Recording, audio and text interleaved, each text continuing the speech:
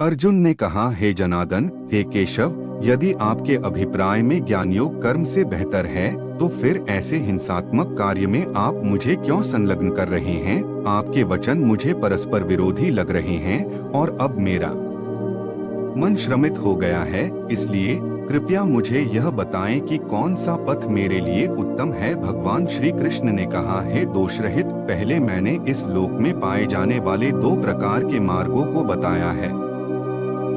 अनुभवाश्रित दार्शनिकों के लिए ज्ञान का मार्ग और कर्म से आसक्त लोगों के लिए कर्म का मार्ग। केवल कर्म से निवृत्त होकर कोई भी निष्कर्मी की दिव्य स्थिति प्राप्त नहीं कर सकता और केवल परित्याग के माध्यम से सिद्धि प्राप्त नहीं होती। कोई एक पल के लिए भी कर्म से निवृत्त नहीं हो सकता। वास्तव में त्रिगुणों के प्रभाव से सभी जीव कर्म करने के लिए विवश हो जाते हैं। भगवद गीता का उद्देश्य जीवन की शारीरिक धारणा से हमें ऊपर उठाकर चेतना, आत्मा के स्तर पर पहुंचाना है, या दूसरे शब्दों में हमें यह ज्ञात कराना कि आत्मा का स्वरूप क्या है।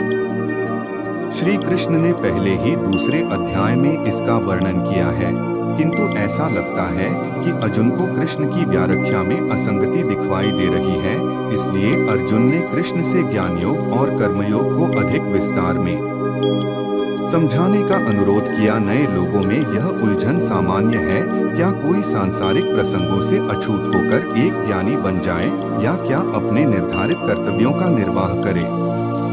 अंततः कृष्ण के उपदेशों से हमें यह समझना चाहिए कि ज्ञान और उचित कर्म दोनों ही परस्पर एक दूसरे पर निर्भर हैं। एक के बिना दूसरा अधूरा है। वे कर्में जिन्हें कभी कभी धार्मिक माना जाता है, बिना तात्विकी आधार के वे केवल भावनात्मक हैं, और साधना विधि रहित तत्वज्ञान केवल एक परिकल्पना है। ठोस तात्विकी आधार रहित धार्मिक विधियां प्राय धर्मार्थता की ओर ले चलती हैं, जिसका परिणाम विनाश और मृत्यु है। हमारी आधुनिक दुनिया इस समस्या को भली भांति जानती है।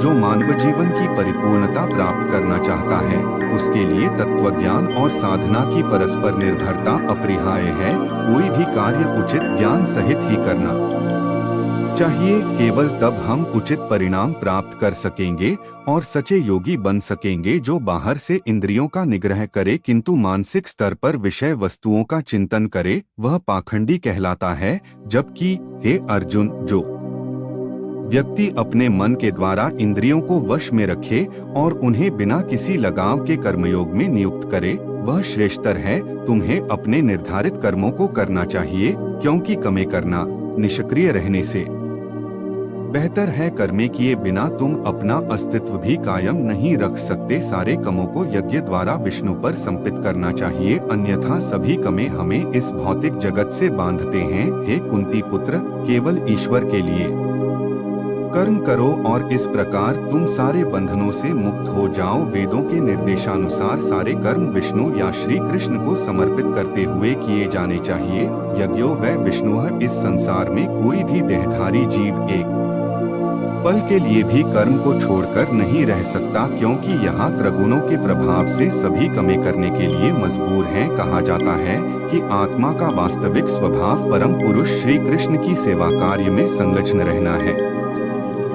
इसलिए सभी कार्यों को विष्णु या कृष्ण से जोड़ा जाना चाहिए और केवल उनकी तृप्ति के लिए ही कार्य किए जाने चाहिए। यही आत्मा की वैधानिक अवस्था है। उपयुक्त श्लोकों से यह स्पष्ट होता है कि कर्म न करने से कर्म करना ही श्रेष्ठतर है।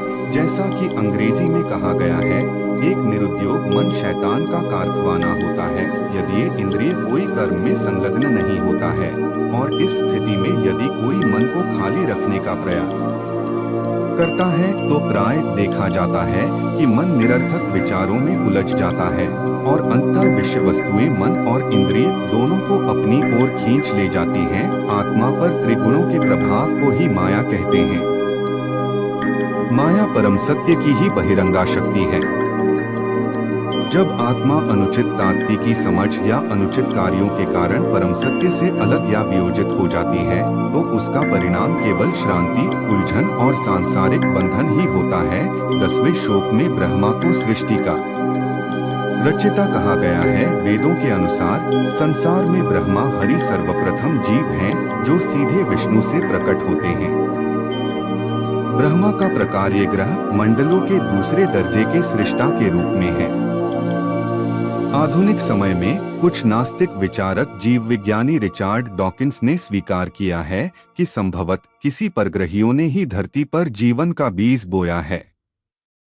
हम में से कुछ लोगों के लिए यह बात कोरी कल्पना सुनाई दे सकती है, किंतु यह विचार निस्संदेह सत्य के बहुत निकट। भारत के प्राचीन शास्त्र कहते हैं कि ब्रह्मदेव जग के सर्वोच्च लोक में रहते हैं, जिसे सत्यलोक कहा जाता है।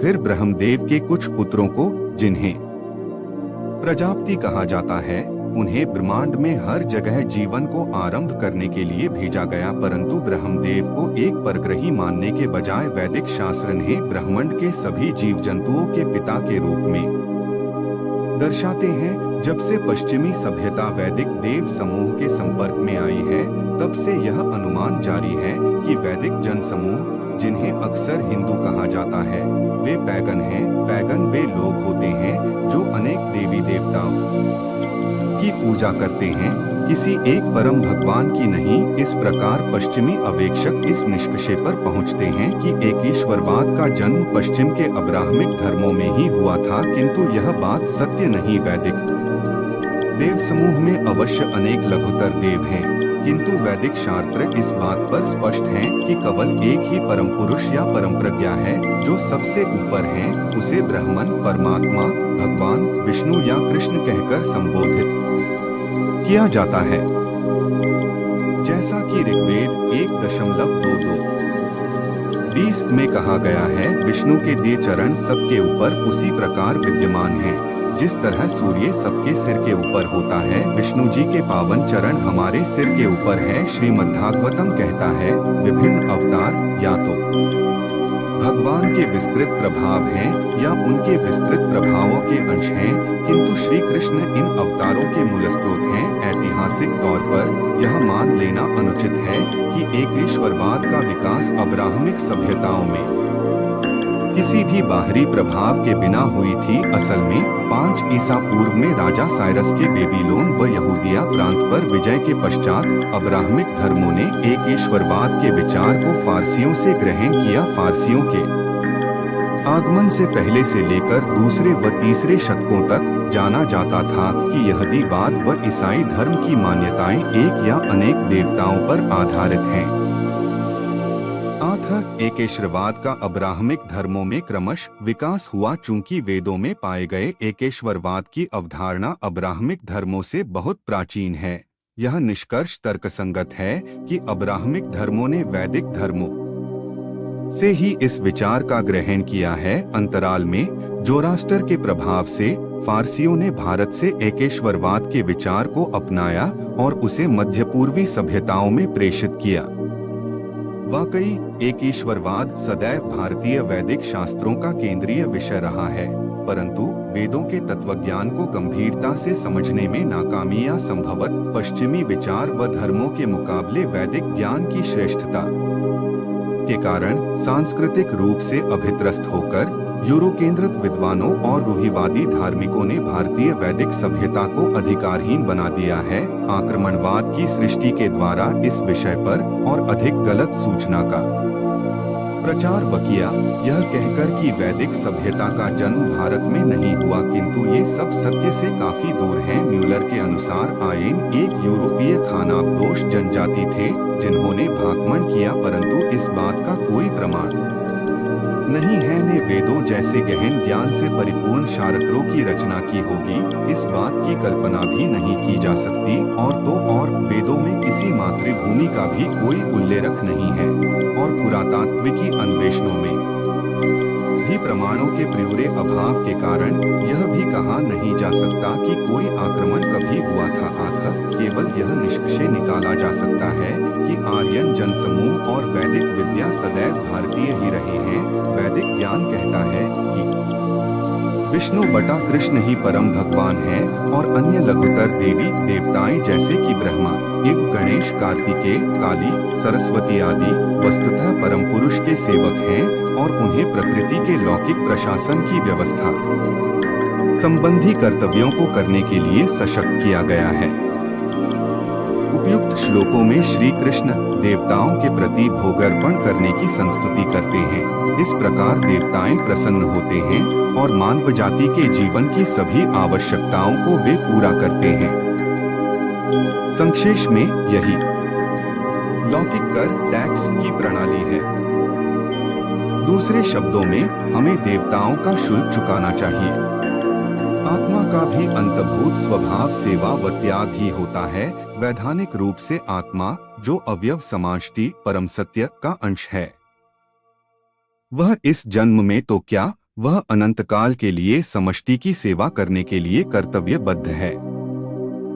जब श्री कृष्ण विष्णु को शाकाहारी व्यंजन जो कि फल, सली इत्यादि से बना होता है, उसके बाद ऐसे प्रसाद को ग्रहण करने से हमारे इंद्रियां शुद्ध होती हैं, परंतु यदि कोई संसार के स्वामी के प्रति आभार प्रकट किए बिना ही इस संसार की वस्तुओं का उपभोग करता है, तो वह केवल कर्म की प्रतिक्रिया का फल भोगना पड़ता है। यह नियम हमारे दैनिक आहार पर भी लागू होता है, जिसे खाने से पहले उसे विष्णु या कृष्ण को अर्पित करना चाहिए। भगवद गीता में आगे श्री कृष्ण द्वारा यह समझाया जाता है कि भगवान के भोग में केवल सजी, फल, दूध के उत्पाद एवं फूल आदि ही चढ़ाए जा सकते हैं। मांसाहारी भोजन विष्णु या कृष्ण को अर्पित नहीं किया जा सकता, इसलिए विष्णु या कृष्ण के सभी भक्त शाकाहारी होते हैं। कृष्ण यह भी समझाते हैं कि जो परम सत्य भगवान कि अन्य देवी देवताओं की सेवा करने के लिए बाध्य नहीं होते हैं।